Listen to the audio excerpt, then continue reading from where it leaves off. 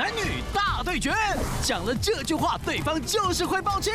打不开保乐瓶啊？为什么这些包包就是你就可以买那么多？是他是要给你机会表现。对啊，啊你转开是会死哦，还需要讲这个？这个会不会好吃啊？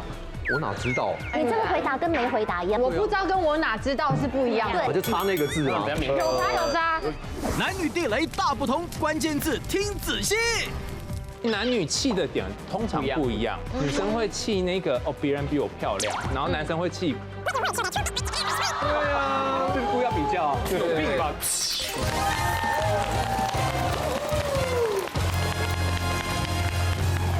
欢迎收看《女王大人》。晚安，你们好。今晚上我们邀请到了一群在爱情里面浴血沙场、身经百战的来宾们。哎呦，来一场两性话术解密大会。到底是什么原因激怒了另一半？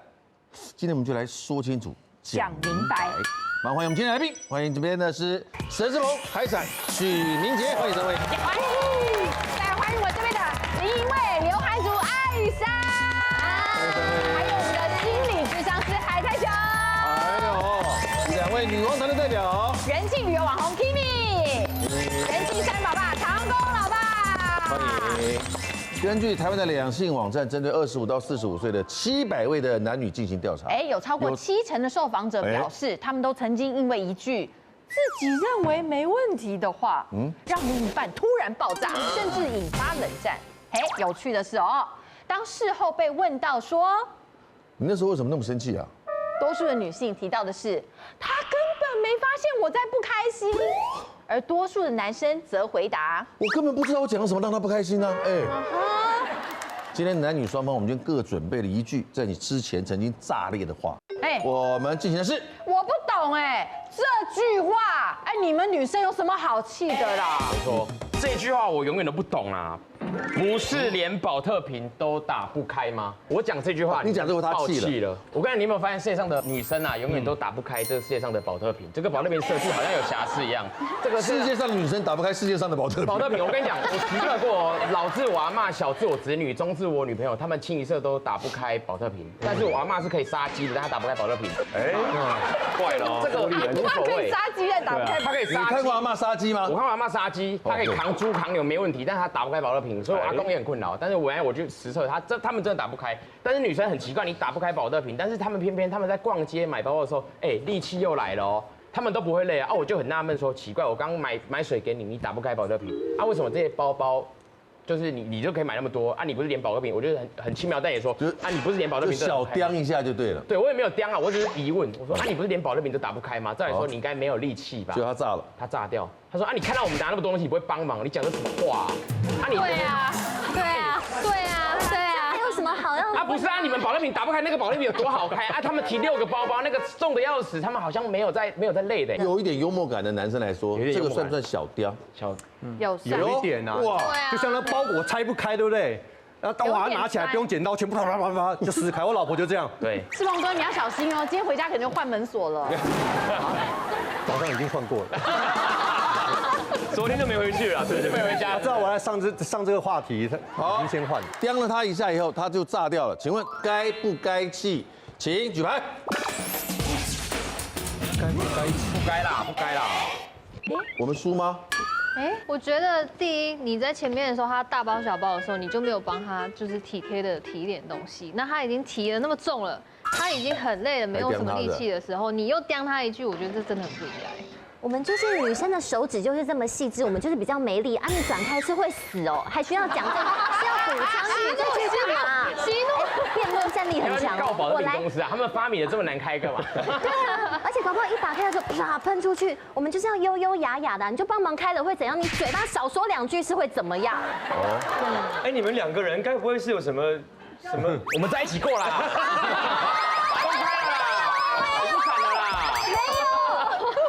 我跟韩主以前就是这样子，主你不要讲出来我们以前事情啊。这是我的黑历史，我不愿意。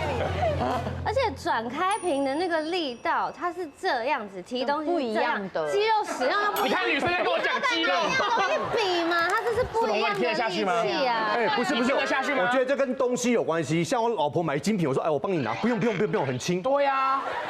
我也觉得该气。为什么一开始不先帮我们拿包包？因为就看我们已经很重了。再来第二个是，其实有时候我们不是打不开保特瓶，我们是想要让你有表现的机会。不是我们表现不用表现在这个，对，晚上再表现就好了。对，而且我们的手不是拿来帮你提包，我们的手是拿来帮你们开保特瓶用的。我觉得是两个人的互动相处，为什么要用气来处理一些感受？他是还有一种看好戏的心态，就是我没有要帮你的忙哦。哦，那你刚刚看你买这么多东西都有力气拿，你刚怎么没有力气？他们是那种背后的心态，会让女生更不这种。哎，我觉得海产真是出在长相。你这句话让我很生气哦，我听不下去哦，我真的出在长相。不是，我跟你讲，你同一句话呢，你许光汉来讲都不一样。哎，你不是保特瓶都打不开？不是，你不能语气不能这样，你可能要就是摸着他的脸。然后跟他说，我很担心你连保特瓶都打不开。我跟你讲，我也有摸着他脸，他把我拨开说臭死了，手走开。那就是你的问题，那就是你的问题了。没有，其实刚巴玉讲到一个要点，就是他为什么生气呢？有一个气点，就是你做了2个错事。错一就是你贬低了他男生跟女生之间有某个差距，好像只有男生才打开保特瓶，然后女生打不开。然后你有没有想过，在你没有出现之前，他都怎么喝水的？好，然后另外一个就是这件事情，他要请你帮忙，他其实是寻求跟你的连结。就是说，哎，我这件事情你可不可以帮忙我？然后他提的那个袋子里面是希望，但开的保特瓶是给你希望，不一样的，是不是？他这么精辟耶！对啊。啊，这个怎么讲？我觉得男生女生处理事情的态度不一样。男生要的就是一个答案，直觉就是一个答案；女生要的是一种态度。我们加杠的大波浪就是这样，对，感受态度是情绪价值，对啊，思考逻辑不一样了。对啊，可以不舒服，但不要气。没什么，我觉得气的话，真的对身体不好。我不懂哎，我每次只要一讲这句，男生就会生气。我想要再拍一下，我想再拍一下，我想要再拍一下。我轻声细语的说再帮我拍一下，我想要这个角度的各种语法都有，但是呢，一定都是再帮我拍一下，我想再2张这样子的语气。他炸了。炸啦，炸的不行，炸的真的是要让我当场难看。就是呢，因为其实现在我们每次跟男生出去或跟男朋友出去，都一定会想说啊，这边咖啡厅美照拍一下啊，今天的穿搭好拍一下什么什么的。我觉得男生呢，就是你只要拍照能够把女生拍得好看，你的人生从此会一路顺遂，康庄大道。真的。但是呢，但我男朋友就是有个性，就是比方说我拿手机给他，叫他帮我拍一下的时候，我们手机不是通常会关静音吗？那假设今天你是我是我男朋友好了。好的，哎，帮我拍一下好不好？我要腿长一点。他的表情就这样吗？你可以带一点灵魂吗？不是，而且重点是你知道吗？连拍了20张哦，然后自己看全部都是废片，然后就是帮我拍个照而已。这到底有什么好让你觉得很勉强的？因为重点哦，你们拍照，我觉得男生应该要这样子。好看这边哦，1、2、3，好，脚在前面一点，1、2、3。1、2、3，1、2、3，好，哎，对，或者是这时候适时的说啊，刘海分叉，要帮你拍一下，哎，这样很好，1、2、3，1、2、3，1、2、3，这样子才是正常拍照。拍完3张这样 OK 就过了，我就 OK 好。但是真的就3张吗？真的，因为只要好的照片不用多，2张决胜负。但是如果你都不给一点指示，就是好开始哦。哎，可是我也不知道什么时候开始，还没拍好，然后都是一些歪嘴斜眼，就拍了一些废片，然后我根本不知道你什么时候拍下去，我也不知道你开始拍了没，然后然后拍的刚好都是那种。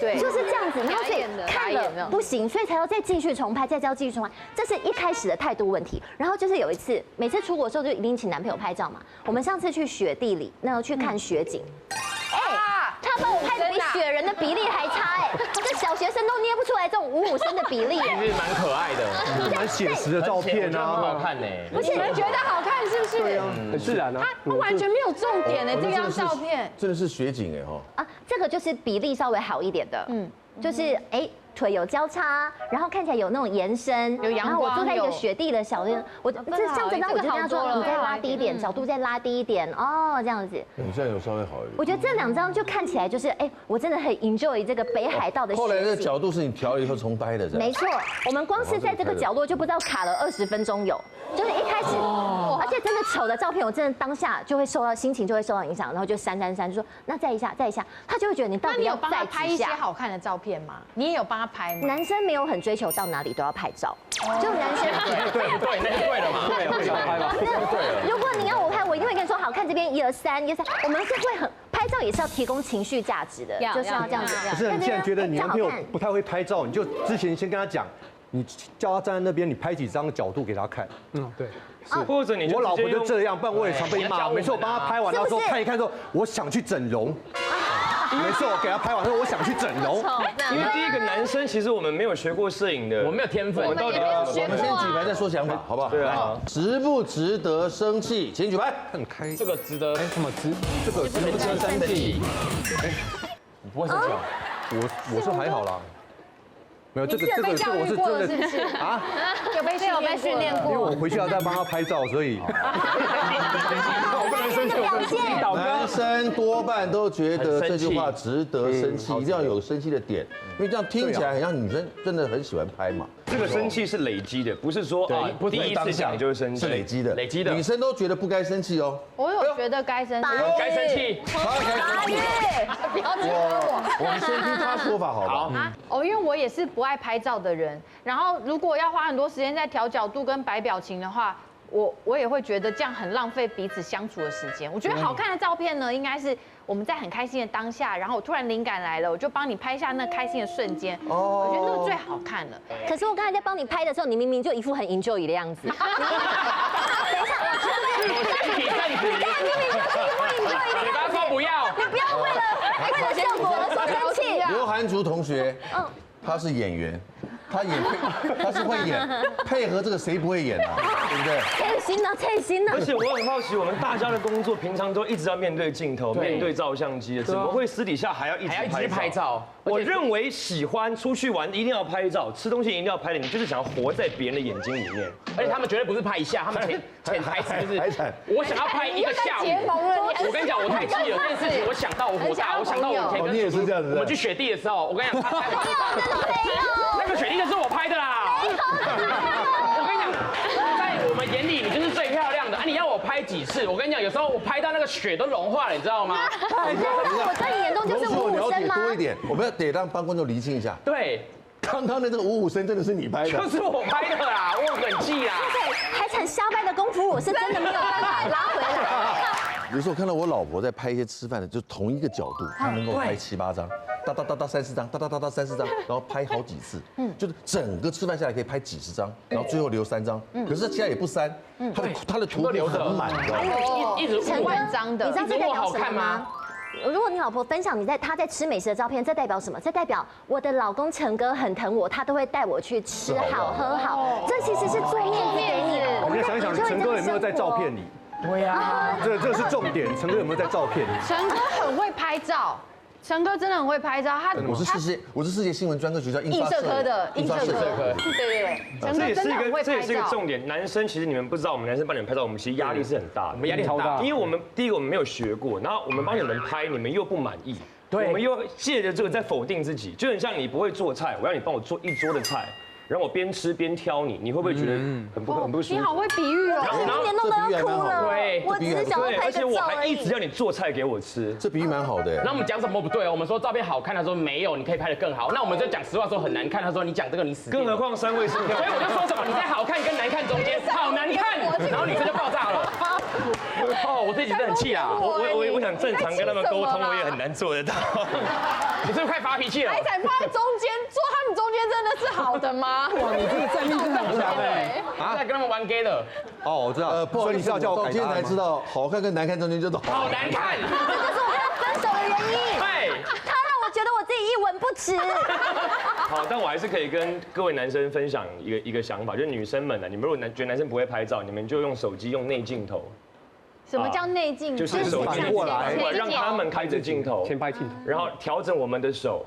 也许这样可以减少。他在他的位置直接调好之后，然后要近还是远一点，要低一点还是高一点，弄好就把男生当手机支架用就好了。这时候男生就会说：“我不是来当你的免费摄影师的。”不是啊，就是有脚架，那我们还需要你干嘛？对啊，脚架。我本来就没有义务帮你们拍照啊！我可以开个保特瓶秀，我干嘛？我又不是摄影师，我没有义务要帮你拍照啊。但就是一个互动感啊，因为你是我们的另一半。可是互动你需要借由这个来否定我，为什么我要被你否定？我要做一件我不擅长的事情来被你否定。就这个压力会蛮大。我们当然要互动啊，我当然想要帮你啊，因为我爱你啊。可是，但是我们只是说，我做什么都被你骂，做什么都被你否定吗？在男朋友拍照的时候笑得会特别自然，因为你是对着他笑，这样什么的。我跟你讲，一开始看到不认识的摄影师，看到不认识的摄影师，你也反而会尴尬，你会觉得好，来，那你对海展笑一个，我们回顾以前啊。我看到他我就笑。来哦，来，主持宝贝。整件事情什么叫回到从前？我看到他我就想哭，我笑不出来，比看到不认识的摄影师还尴尬。就我也是常常帮我女朋友拍照那种，然后她就会说你拍得很好，下次别再拍了。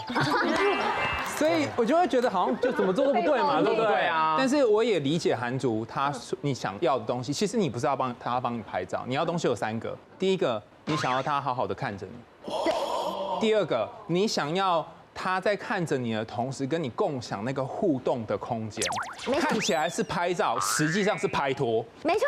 第3个最重要的是，其实你很想要，如果我再要求一个什么，你可不可以还是可以答应我？啊，就是那个我怎么撒娇或我怎么怎样都可以被接受的感觉，对，那种安全感。对，所以你要的东西，如果在他其他的你平常相处，你跟海产平常都有了，那你就不会去跟他拍照这件事，但是他平常都没给你，对，所以你才会这么在意。甚至觉得很意外，就是不开。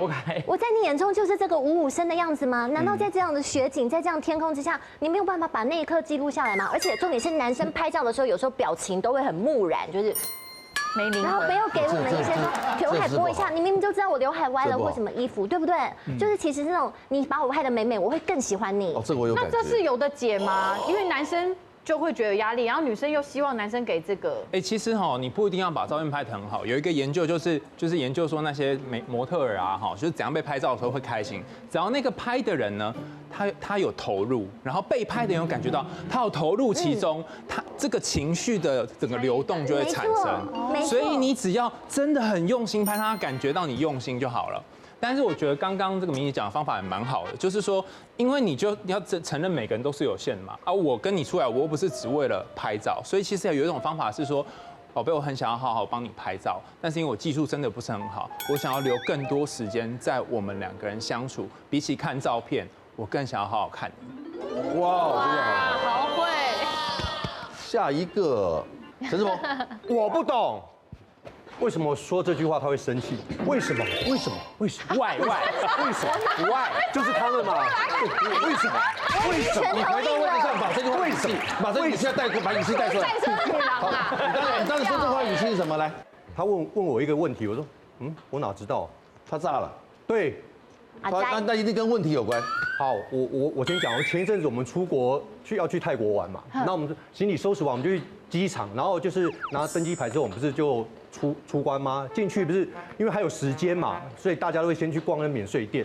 然后逛到一半呢，我老婆突然问我说：“老公，我们什么时候要登机啊？”那时候我还在看我的东西，我说：“我哪知道？”那时候我就突然觉得有一阵阴风吹过来，完了，我就瞄了他，他说：“你不知道。”你为什么不知道这么重要的事情？你不知道，你不会看一下登机牌吧？那时候我就瞄到胸口，因为出国就放一小包包，胸口就插个登机牌跟手机。我心想，你不是拿起来这样看就好了吗？那我是背双肩包，然后东西又在包包里，我必须要放下来，拉开拉链，然后进去拿出来再翻。我就觉得这样有什么好生气的？我说你自己不是你看登机牌就好。他说你看啊，我问你你要看啊。好凶哦，大套蛮快。对，是什么？你们前面到底有发生什么事情？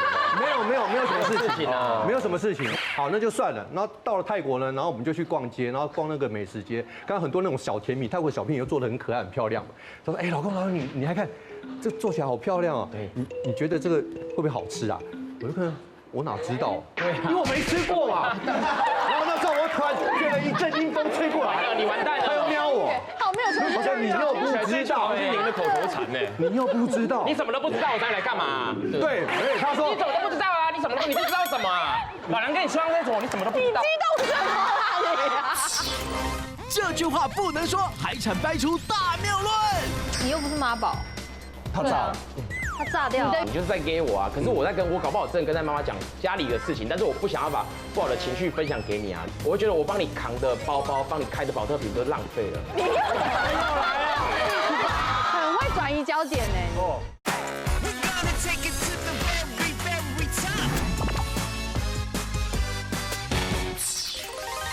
什么啊？老娘跟你双在左，你什么都不知道。我的眼全是。哎，你怎么那么像我老婆？然后他说你什么都不知道。你不晓得一个东西叫 Google 吗？你不会上网查吗？对。那出国之前你就会做功课吗？上网查泰国有什么好吃、好玩、好逛的？问你什么都不知道，你是老婆的天呢，我们要靠你，你什么都不知道，我嫁给你干嘛？我要你这个老公干嘛？我只是回答一个这句话，我说我哪知道？我真的不知道，我也没吃过啊。来，那还有最近前2天在家里，然后我们坐在房间看电视，我们躺在床上看电视，他突然看一看，哎，老公，你儿子作业写完了没？我在看，哎，我哪知道？你又不知道，你有没有做爸爸的责任呐？功课没写完都不去看一下，去问啊。你不叫世鹏哥，你应该就叫谷歌。对，你应该就是什么都要知道。问谷歌。对呀，对，他就是要什么都要知道呢。好，来准备。值不值得生气吗？我哪知道啊，值不值得生气？请举牌。耶！哎，长工老爸不觉得？没有，因为我觉得真的不知道，我们就讲不知道。因为如果假装知道的话，后续如果做错的话，不是会被骂得更惨吗？可是他不是说我不知道，他是说我哪知道？啊，我哪知道？对，一样的道理，就是他没尝试过，或是没去过，他就是不知道。对啊，不是我不知道跟我哪知道是不一样的话。我哪知道就是一种我没有要参与你现在问的所有事情，甩锅的感觉。没有，就有时候是男生比较直接讲出来，但是他可能不是那个意思。没有做过，我要让你知道我没做过，我哪知道？对啊，世鹏，我这个接受。参与度，我哪知道这个字用在这边的话，就是我没有参与的意思啊。你怎么问一个跟我不相干的事情？对，事不关己。对，我就差那个字嘛，有差。有点差。那我下次回去试试，我不知道。下次再跟大家报告。世鹏，你要讲差在哪里？你可以讲我不知道哎，你加个哎，但整句话跟你才还有表情，我有时候会有表情是，我哪知道？不行，不行，真的不行。我跟你讲。这句话其实就是潜台词，就是你的太太正在请你帮忙，就是登机门在哪里？你当然他就是不知道，所以才问你。他的意思就是跟你说，你帮我查一下现在几点要登机，登机门在哪里？问你说这个好不好吃？你就他的意思就是说我想吃吃看，走吧，我们一起去吃。我不知道我们一起去吃吧，而不是我哪知道，就是这样子啊，就是一种参与感。对你这个回答跟没回答一样，他其实是在请求。你可以委婉一点说，那你不知道你去看一下嘛。对，你干嘛？你就会说一阵风吹过来就开始对啊，哇！你跟我在一起那么久，你也知道我的个性，我就可能就回答这个。为什么李欣的肤白貌美大长腿的吹过来都是阴风呢？他没有凉风，徐徐的凉风，因为你没跟他生活在一起。哎呀，夏天都不用开冷气了。而且我跟你们讲，在座就我结婚，对不对？我说的话比较有可信度。我婚前跟我也是，我也结婚了，就我们两个。快结婚了，婚前婚后是态度会不一样。说啊，老公，我这衣服好不好看？婚前会塞拿啊，你再看一下嘛，一定有哪里不一样。然后婚后说。怎么会不一样？差那么多，对不对？是不是很多在婚的都会婚前大家都交往前后就会不一样，对，婚前主颜可爱，对，但还是会差一点。其实你刚刚说那个我不知道这件事情，它是一个问题，但它藏3个问题。这3个问题呢，有3个问题。第一个是你有没有在现场跟我一起，就像刚刚巴宇讲，你有没有跟我一起？第二个是你在线，你会不会回应我？你现在在了，但我也可能不回啊。第3个，你在回应的时候，跟刚韩主讲一样，你有没有投入，还是你是敷衍？如果你回他说哦我不知道，他可能觉得你虽然有回，但是你就是敷衍他。所以其实你有在线，第一个你有开口，你不是沉默；第二个你也有回，其实你做到2个差一点了。你只要看他已经说，我真的不知道，这样你就多了一个投入了，差一点点而已。最近我有思考过这个问题，然后我有改变了一个做法。就像前2天我们去买东西，他也问我说，这不晓得好不好吃？我说。买回来吃就知道啦。他说：“真的吗？好啊，好啊。”对，我觉得他可能是需要参与。不是，那你前面可以不用用吹阴风的那种态度。没有，你可以跟我说，那你去买一个试试看，就你可以跟我讲答案啊，直接要你要不用。可是我们很想要听到的是，我不知道这看起来好不好吃，这看起来不好吃你可以说，不然我们一人选一个。然后我们待会就一起尝尝看。我觉得女生听到这会很对，因为男生直觉说，你问我这个好不好吃，我只会回答你说好吃或不好吃。那你怎么那么多年都还没有学会呢？刚刚不是解释我说我最近知道了嘛，但是也不需要那么生气。我们走进了彼此的人生，开始希望能够参与到他一些相关的事情。我们的参与感要表现出来。好，换边攻击。哎呦，今天攻得蛮好的哦。艾宇莎已经蓄势待发了，是吧？加油！来，你啥？好，我不懂，来，我不懂这句话到底有什么好生气的？你说人家妈宝，你又不是妈宝，他炸了，他炸掉了。你的语气是怎样？我说你又不是妈宝，这应该也是累积。来，先冷静。脸啊，可以嘴脸。先啊，你又不是妈宝，口还没晃呀。我是刚刚的表情还蛮值得生气的哦。大家先听我讲完这整个故事。这个整个故事呢，是一开始是我们大家都忙，然后情人节我也不在乎说要情人节当天一起去用餐吃饭，我想要就体谅大家彼此忙，所以我想说，哎，好了，我们大家都忙完了，那我们是不是可以约一天晚餐一起吃饭，就补过我们的情人节这样子？结果来了当天呢，点完菜他就一直在用手机。然后我就想说，嘿，他就说，哦，没有，我在跟我妈妈讲一些事情。我说，哦，好好。结果到了最后上甜点了，还在用手机。我说，假如今天如果妈妈真的有急事的话，你们不是应该要打电话讲比较快吗？我说你又不是妈宝，你有需要这样子一直讯息来讯息回，说，哎，这好吃吗？还是干嘛什么的？然后结果他就不开心，他说什么？我觉得你态度不需要这么差，而且你还说我是妈宝。我想说，啊，我说我不是说你是妈宝，我说你又不是妈宝，那他就是妈宝，讲妈宝啊，他已经被说中了。你讲这种话，我会很生气。妈宝2个字不能出现。因为该生气的是我吧？我今天订了这个餐厅，然后想说可以有2个人的互动，结果后来你不参与就算了，你态度也对我冷淡，然后我只是讲了这些，你又不是妈宝，就他整个炸掉。你又不是妈宝，他这样还会这生气吗男生有生气的道理吗？他是该不该气？请举牌。气炸。好，6-5，不该气的比较多。不能说妈宝，因为我如果不爱家的话，我怎么爱你？这个家是我要给你一个完整的家，所以我对妈妈的爱是全面完整。而且，但是我已经选择跟你出门了，我得回我妈妈，这合理嘛？因为是父母还是最重要的。可是你可以，可是因为科技冷漠这件事情，不是一天所有人都科技冷漠。我们在跟你吃下午茶的时候，你们看到什么美妆发的时候，你也不会理男生，你一样是划你自己的。女生永远是这样子，她在划自己的。一码归一码啦。因为如果我是在骗你，那无所谓，我见笑转生气。可是我今天是真的在跟妈妈可能讲事情的话。那你骂我这，你说你又不是妈宝，你就是在给我啊。可是我在跟我搞不好真的跟在妈妈讲家里的事情，但是我不想要把不好的情绪分享给你啊。可是你这样给我，我会觉得很燥哎，我会觉得我帮你扛的包包、帮你开的保特瓶都浪费了。我会觉得这个感情只有我单方面在付出，你不能体谅我吗？这句话哪有问题？到底为何要生气？他会帮我刷身体。哇，就是当你对，而且他会动不动就拿水壶跟我说，哎，要喝水。我说，哎，你放轻松好不好？你好像我妈哦。他说，我就是爱你才这样子，你那就说我像你妈，就爆炸。这种话可能听起来会不少。女生可能也只是好意，我觉得女生应该没恶意。对于一般人来讲，只要过度整理，都会给旁边的人心理压力。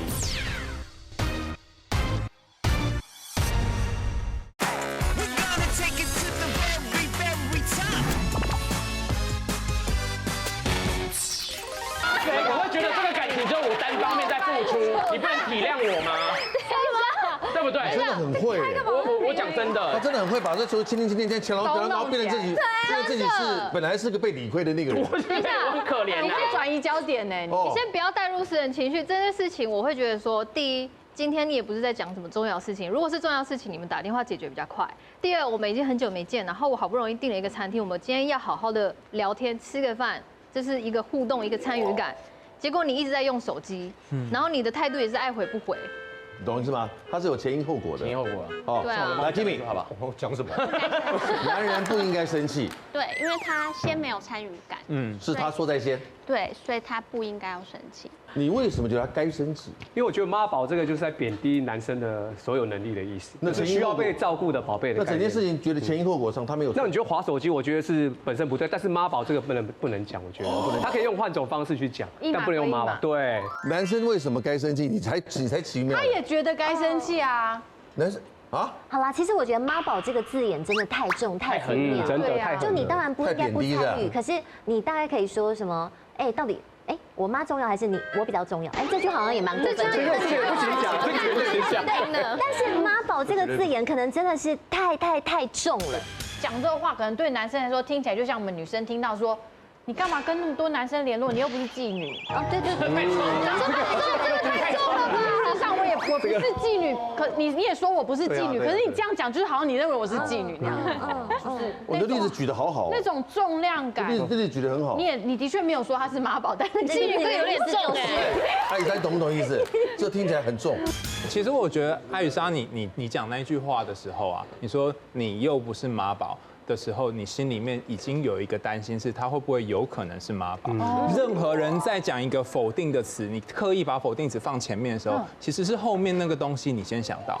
而且这一点他是一方面戳中你，也戳中他，因为说不定他就是妈宝，你还否定他，对，所以他真的被说中，就真的生气了。如果这两个一定要选，那你不如就直接讲一个否定，会让对方更觉得你是不是在怀疑我，或是你内心就是这样想的。对，换变发球，徐明杰，来，对方说什么话你炸掉了，来，哎，你好像我妈啊。他炸掉了，炸一定炸。这个这到底有什么好生气的？我们看看这句话值不值得炸。你要先承认你是妈宝这样。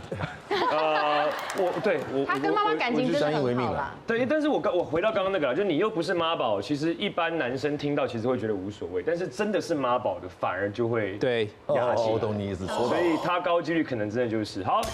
我交了一个对象呢，曾经有个对象，他那时候我们相处一阵子之后呢，他就来我家，可能1个礼拜还会来我家2、3天这样子。那他是一个非常喜欢整理的人。哇，到什么程度？我必须讲，我是一个还算爱干净的男生，可是他就是那种，比如说遥控器，电视放了，然后他要把它插在遥控器的那个，他买了很多的那种就是放东西收纳的，就这个要放这边，这个要放这边，然后桌上可能我们弄了饮料有水，他就要拿卫生纸擦一下，而且他会动不动就拿水壶跟我说，要喝水。哦，强迫症，对，就是强迫症，对。然后更可怕的是，你觉得跟一个家政夫在一起的，我觉得是看护哎。更可怕的是，情侣有时候会一起洗澡嘛，这是一种情趣。但是我只跟他洗过1次，就不敢再洗第2次。为什么？因为他会帮我刷身体。就是当你对，就是那个引到肠燥那些，不是情欲的尿，不是情趣的洗澡，就是看护感，连灌食也一起，就是会帮我刷我的脚啊什么的。然后我们男生会觉得很奇怪嘛，对不对？残废澡，我是没有洗过，但是大概是那个概念吧。对，然后有一次就是一如往常，我们就是家里看电视的时候，他又在收东西。又在整理东西，一整天我说，你放轻松好不好？你很像我妈哦。他就突然爆炸，什么叫我很像你妈？我是因为爱你，我才这样子帮你整理这个整理那个。我说我没有让你帮我做这些啊，你可以坐下来看电视，你不要一直整理，不要一直擦桌子嘛。他说我就是爱你才这样子，你那么邋遢怎么样？生活习惯又不好啊！我不帮你整理，谁要帮你整理？怎么就说我像你妈？就爆炸。他该生气吗？请举牌。女生该生气吗？女生该生气吗？你也认为不该生气？对啊，为什么？我觉得真的有照顾到他，只是可能有点太多，所以他说你好像我妈。可是他如果用另外一种口气讲说你好像我妈哦，这种话可能听起来会不少。可是他刚刚表达的方式，我觉得还好。我开始想举这个。那你的挣扎点是什么？我挣扎点是两个人对于一件事情的落差太大。因为他认为他在做一件对的事情，可是你并没有让他觉得他哪里不对，你只是嫌他不要这样子。他们两个人对一件事情的认知不一样，就像以前我跟我老婆刚结婚，因为我有点洁癖，我们家地板是白色的，只因为我老婆长头发，有时候头发掉地上，我去捡起来，很明显。然后我跟他后面捡，他就回头说：“我有那么脏吗？”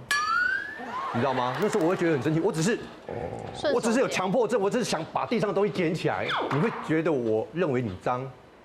就因为掉头发，我们并不这么觉得啊。我老婆那时候讲，我心里有点受伤了。我不是嫌你脏，我只是做我平常在做的事情。我想立刻剪，你可能觉得他晚上睡觉前再剪就行了。对，后来我就这样一起剪，等他不在的时候我再剪这样。对，后来你还是会剪嘛？是吧？这样就可以了，不在的时候剪，不要在他的视线范围之内。对，这样就合理了。这就是一个折中的方法嘛。这句话让男生爆炸，竟连女生也不停。跟所有的女生都很好，别人的男友哇都不会这样。这个一定要来，这个一定是。我们男生是连讲都不敢讲。对啊。既然他没有边界感，不代表我可以这样讲他。对，理智。对啊，就现在大家但是好，你说对了。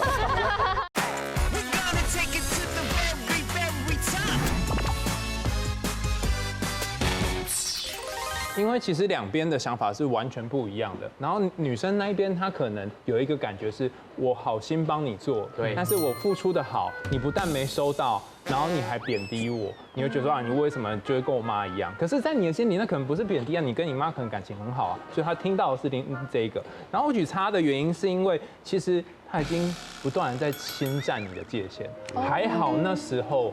他生气，然后你有一些反应，否则这次他可能是收你家，下次可能又不知道是哪边限时，但是收拾你，对他可能限制东限制西，然后这个你根本就没有办法放松啊，所以你跟他在一起的时候都是必须非常紧张，非常小心的，所以我觉得收一个人的家，其实就是一个人的心理边界。但我觉得女生可能也只是好意啊，她可能也没有想到要侵占你的空间，她可能真的觉得你太邋遢，但她就觉得被威胁，想帮你收一收，然后可能你习惯的生活习惯是这样子。我讲了，但我觉得女生应该没恶意。对于一般人来讲，只要过度整理，都会给旁边的人心理压力，这是一个很正常的事情。但我他可能不知道。我回家因为就是我有去过其他人的家里，然后我也是看到东西乱，我就会开始整理那种类型。那我遇过一个艺人朋友，他是我一进门的那一刻，他说我家蛮乱的，不过你不用帮我整理，就是我有我习惯放的位置。那一刻他就已经先跟我讲好了，所以垃圾什么的就是摆着就可以了，就是你可以把你的界限先讲清楚，在刚认识的时候。画面发球最后一位，来另一位，来男生气什么不懂？不懂哎，别人的男友哇都不会这样。哇，这个一定要，这个一定是，不用玩，这种比较基本上，孩子我先讲，你又不是妈宝，这也是一种比较，你知道吗？这是你讲的直接拿别人男朋友，我觉得一定会找的。这个吵架吵了，对啊，这个一定吵架。我们男生是连讲都不敢讲，对啊，我们连想都不敢想。别人女朋友都不会这样，你受得了吗？这句话？那我说一下这个故事好，你说，就是我曾经有一任男友，他是圈外人，那他的职业是需要去接触到很多大量的模特儿。KOL 就是漂亮的生物。那我其实对于他的工作，我会本来就比较没有安全感。可是他的个性是比较那种，就是很活泼、很社交，然后E人。对，然后我觉得他是比较没有边界感的那一种，就是他可能会跟所有的女生都很好。然后可能韩族好，比如说韩族去泰国玩，他就会在下面留言说，哎，记得要擦防晒哦。之类的，就是会四处关心，或是密别人的现实动态，或者按赞。所以有一句话才会这样讲啊，圈外人关心千万人，都是这样。谁讲的？没有的。所以我就会说，别人的男朋友都不会一直去关心其他女生，或是没有边界感，或是跟别的女生按赞啊，干嘛？就是比基尼，然后一直狂赞，你就会觉得那。你有在关注我吗？就是 ，Hello。你上次说我赞，我也很辣呀。你上次说我赞是什么时候，对不对？对啊，我就会觉得我失去了他的关注，就觉得他一直在关注。那你本来跟他在一起之前，就是他关注很多人里面的其中一个嘛？对啊，对啊。但是我就会觉得好像是不是对我没有新鲜感了？他就会想要看别人，因为。老实说，我有看过一些他可能跟其他模特儿的一些私讯什么，他可能会说，哦，我好想要拍你的大长腿哦。啊，这样真的不行。那我要想拍你的大长头会好一点，对不对？内视镜是不是？没有医生就合理了。对，因为他讲话也算是比较暧昧，他可能跟女生讲话都会比较，他可能在试探那个女生的底线。我觉得我知道他是在好意，就是他是觉得人与人之间我要夸奖别人，那是对别人的赞美，没有无关男女私情什么。可是我觉得在女朋友的角度，我就会觉得天哪，我很难接受。那我可能就会跟他说。其实你也可以拍我的朋友啊，你看韩族啊、艾雨莎，我的朋友都很漂亮，你的模特儿可以选我的朋友，找我的朋友拍，他也是炸掉，他就觉得我为什么要被你限制？我为什么要挑你帮我选的 model？我不能去挑我自己喜欢的 model 这样。林因为我请问一下，你们在交往的时候，对，交往之前你就知道他做什么的嘛，对吧？知道，就知道了嘛。你们暧昧多久以后决定在一起？蛮快就在一起。我决定跟他在一起，就是因为我发现他对我跟别人不一样。对，不知道哎，听起来很像这个人放了很多。蛮快在一起的，但是在一起5年，蛮久的。好，我想这个时候就该是我觉得蛮好的哦，都听到了这个事情了。前因后果、来龙去脉，这个人是什么样的特质、工作都清楚了。对，他跟他说别人的男友都不会这样，他生气了，他该不该气？请举牌。这男人该不该气？你觉得不该？我这时候觉得不该了。对啊，是因为知道前因后果。对啊。你也觉得他不该，那个男人不应该生气，对不对？他一直以来他都是这样子，所以我觉得他没有理由去生气。我觉得这个生气甚至可以加见笑这2个字，他就是见笑转生气。对，被讲中了，是不是？对，很明显，这个海王的行为这太容易了，这太容易理解了，他没有资格生气。对啊，你的确可以嫌他，搞不好他不是撒网，搞不好因为我跟你讲，男生就是这样子，好玩的不顾家，顾家的不好玩。你已经先前你已经知道他是这样，2分法的啦。有，你已经知道，前提是你已经知道他就是这个工作、这个环境的人，他就是关心，他也给你看，我就是喜欢关心所有的女生，我就喜欢跟所有的啦啦队一起玩。所以你不能怪我说我对你不好，我就是这样。当初你就是被我的，你看你们会嫌弃我，我给你情绪价值，你当初这样跟我在一起，然后你要嫌弃我说到处跟其他女生讲，可是你当初就是被我这样子而吸引的啊。那如果我什么都不给情绪价值的时候，你当初说，那你这个直男很笨哎，你不给我情绪价值。但是刚开始在追的时候，他去拍别的女生，他还会自动报备，他就说我今天要去拍韩族哦，啊你不要生气哦。报备了多久？2年吗？前2个月。也够了。我跟你讲啦，海闪刚说的话可能不中听，但是是事实，因为忠言逆耳啦，你爱上了就是忠言逆耳，你爱上了就是浪子。对啊，而且你心里有数。他心里会想，你明明他今天如果不是这样的浪子，你也怕也吸引不到你。对，谢谢大家，我就回好，家了。你说对了。男女地雷大不同，关键字听仔细。男女气的点通常不一样，女生会气那个别人比我漂亮，然后男生会气。如果你今天下班跟就是你的男友说，不好意思宝贝，就是你今天不用骑车来载我了，就是我同事会开 BMW 送我回去，那男生就会爆气。对啊，就是故意要比较，有病吧这女的。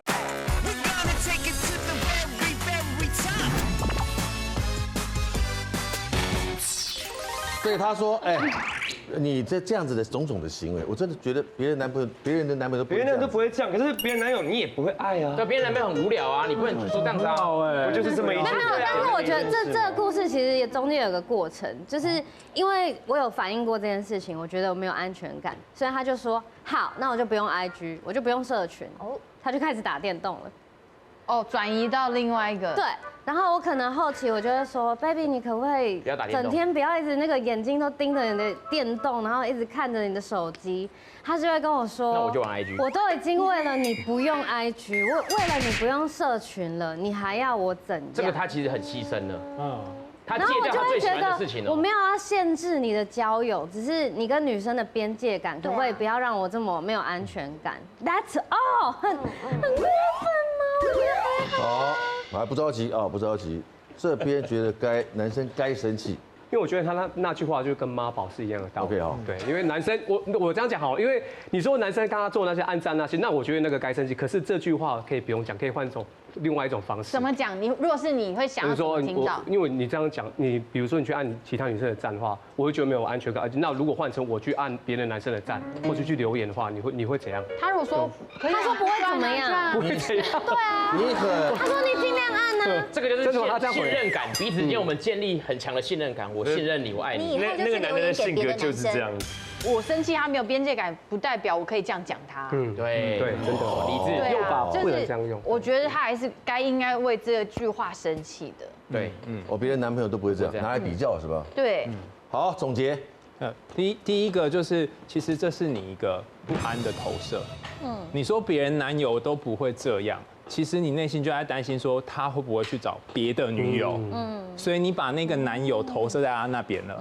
对，其实你就直接很担心，直接说出你的担心就好。然后刚刚这个长光老爸的测试呢，你是注定会失败，知道吗？好了，真的有心理学家做这研究，我就不懂为什么他要做这研究。他研究是这样啊，就有点复杂哈，就是他请一群男生来，然后请这群男生的女朋友去按别人 IG 赞，然后请一群女生来，请这群女生的男朋友去按别人的这个女生的 IG 赞。你觉得男友们会生气，还是女友们会生气？女友们会生气。对，答案只有女友会生气，男友就按了，按就按，怎么按呢？按就按啊。我会生气，我会生气。但是等一下，对对的，实验还有第二阶段呢哈。如果你今天下班跟就是你的男友说，不好意思，宝贝，就是你今天不用骑车来载我，就是我同事会开 BMW 送我回去。我还特别强调 BMW。对，然后那个男生就会爆气，我会生气哦。所以男女气的点通常不一样，女生会气那个别人比我漂亮，然后男生会气别人比我有钱。物质上的比较，对，会特别把 BMW 讲出来，就是故意的，其心可疑吧？对啊，就是故意要比较，有病吧那女的？所以会生气的那个关键不一样。对，气的点不一样，可是不论到底是气什么，其实我在猜，你在心里面是因为很担心你是不是跟其他人没什么差别，甚至别人是不是都还要比你来得好？你只是千千万万鱼当中的其中小鱼，你只是一只小鱼而已。你希望他心中是唯一特别重要的。而且他可能是自己上钩的那一条鱼。对。如果再有这么样的一个女孩子，她想表达自己的不安全感，怎么说比较好？通常会用我开头来讲，就是我常常会觉得很不安，就是我知道你的工作是需要去拍不同的人，可是我真的也会有控制不住我这种不安的感觉，那怎么办？你让他做决定。他说那是你的问题。他说那是你的问题。他说那是你的问题。对啊，我知道这是我的问题，可是我真的很不安，我需要你跟我一起解决，或者我希望你陪我一起去看看这不安怎么办。他那个男友就像之前做的那样的，好，那我都不要用 IG 啊。那我开始打电动可以吧？总可以了吧？那如果他是采取这种自我牺牲的方式，就会像你最后得到那个结果，他到时候就会拿这当把柄，而且报复性的。对他就会说，你看吧，我都已经怎样，都已经那样。其实我觉得男生要带点罪恶感的，你不如就配合他说，好，这个好，你要再拖快一点，然后你抢回来帮他密，帮他撩那个女生，然后那个好奇怪哦，好可怕，我是做了什么事情啊？你怎么会这样子？然后带点罪恶感，我反而就不会这样子。有时候也要接受，有些男生他的天性就是如此。我自己结婚20周年，今年。我觉得有一个简单的道理，你只要有一个人是值得你爱的人，你就会为他修正，调整。我不是改变，但我可以调整，没有爱走下去干什么？就下一位，就林英慧了，下一位。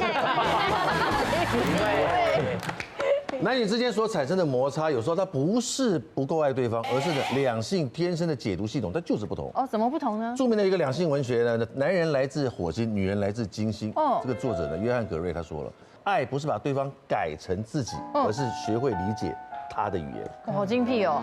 好，祝福大家，女王大人，下次见 ，See you， 拜拜。